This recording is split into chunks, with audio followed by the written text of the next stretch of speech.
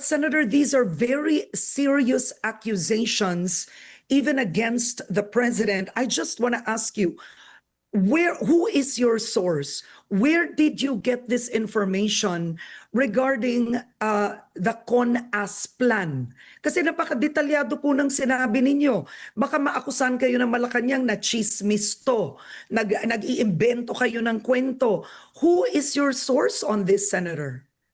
Yes, one of the guys who was there, pinagmamalaki nila, pinag-uusapan, at it was relayed to so many congressmen. If you recall, before the vote on the impeachment, tatlo yung incentive package, 20 million in cash, 200 million, 250 pa in hard or infrastructure DPWH project, malamang may flood control pa yan para matindi ang kickback.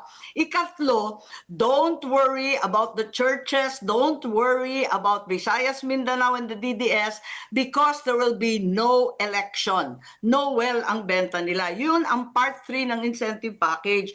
Tapos, yun nga, gusto nila tigilan na ang flood control investigations kasi mabigat na yung ebidensya, limpak-limpak na yung dokumento, ang dami nagpipresenta at kahit kamag-anak ko, klaro naman na may ebidensya na kay Martin Romualdez, andyan kay Sandro Marcos, andyan rin kay Presidente Bongbong. Kamag-anak ko to, pero wala tayong magagawa. Andyan na yung ebidensya.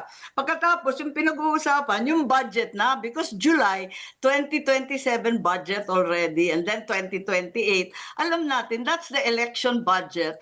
And it was assured to the congressmen, this will also be the CONAS budget. We are going to change the constitution, and yun ang gagawin. Magkakaroon ng CONAS na kasalukuyang inuutos. Ayan, at linuluto na ng maigi. But